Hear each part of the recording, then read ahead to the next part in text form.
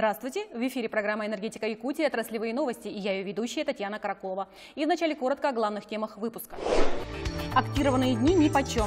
Работа по расчистке просек линии электропередачи в самом разгаре.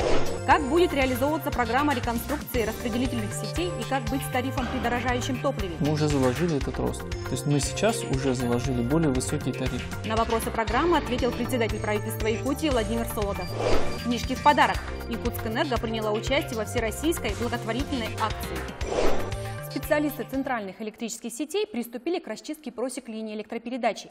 Это делается для того, чтобы высокие кустарники не стали причиной аварийных отключений. Причем в некоторых местах такие работы можно проводить только зимой. Почему? Об этом в нашем видеосюжете. Морозный воздух за десятки километров разносит звуки бензопил. Столбик термометра приближается к минус 50, и кажется, кроме этих людей в тайге нет ни души. Бригада энергетиков приезжает сюда каждый день. При любой погоде они очищают просеку под линией электропередачи. Мы сильно не мерзнем, хотя сейчас минус 45. Дело в том, что мы постоянно двигаемся, работаем. Ну и, конечно, входя в смену, мы все тепло одеваемся. Греться приходится каждые полчаса. Для этого неподалеку стоит вахтовка. Могли бы работать на улице и дольше, но пилы замерзают. Техника не выдерживает сильных морозов. Когда теплее, нормально работает. А если как сегодня, постоянно приходится заходить в машину и отогревать.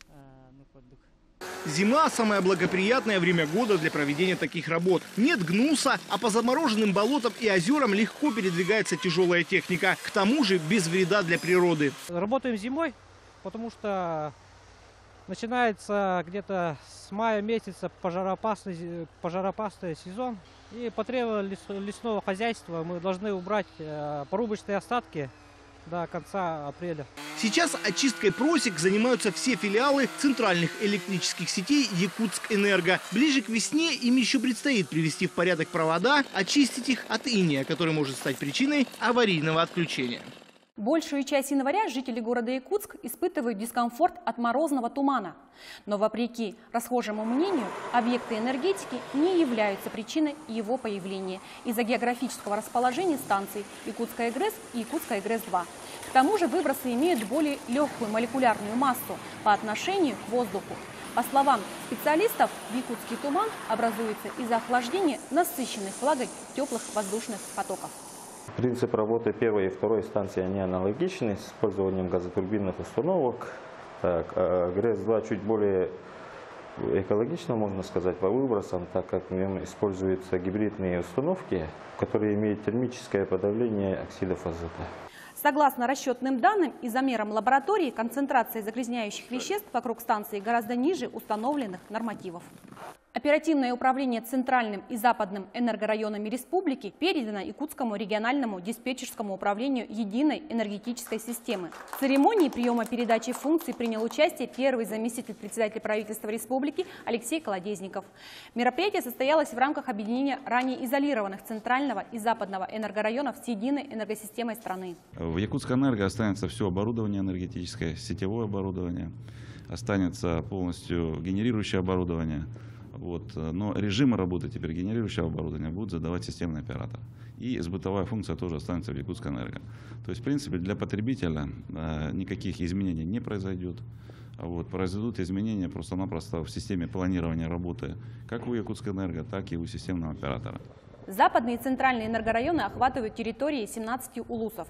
Их работа во второй синхронной зоне ЕС России существенно повысит надежность электроснабжения потребителей. О том, каким видит будущее якутской энергетики правительства республики и как будет в будущем организована совместная работа, в интервью нашей программе рассказал премьер-министр Якутии Владимир Солодов. Правительством республики была утверждена программа на реконструкцию распределительных сетей. Однако источник был не определен. Планирует ли республика направлять средства на развитие энергетики? Произошли достаточно сильные изменения политические в части вообще управления энергетикой в России и на Дальнем Востоке в том числе.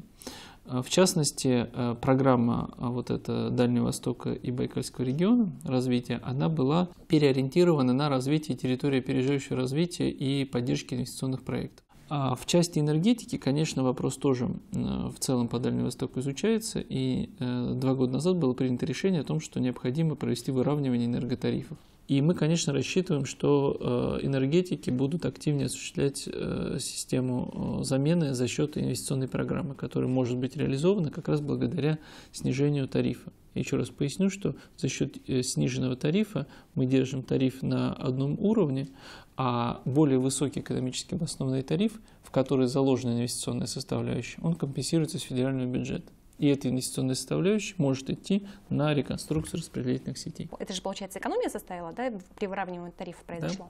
Да. То есть, получается, если эта сумма доходила до энергетики какой-то ну, можно сказать, мизер, да? Какая-то доля. Не мизер, но какая-то доля. Да. То в 2019 году эта доля увеличится в разы. Да. Ну, она будет увеличиваться, да. Но она, на самом деле, не мизерная. Сейчас точную цифру, наверное, вам не приведу, потому что, конечно, большая часть пошла самим энергопотребителям, предприятиям, которые существенно сократили свои расходы. Но мы рассчитываем, да, что значительная часть этой прибавки будет идти на инвестиционные цели. Что делает правительство республики, чтобы не допустить долгов за свет и тепло со стороны бюджетных организаций? Вот в прошлом году была такая проблема, а в этом году как она будет решаться? Мы в этом году проводили очень большую работу, чтобы сократить объем задолженности.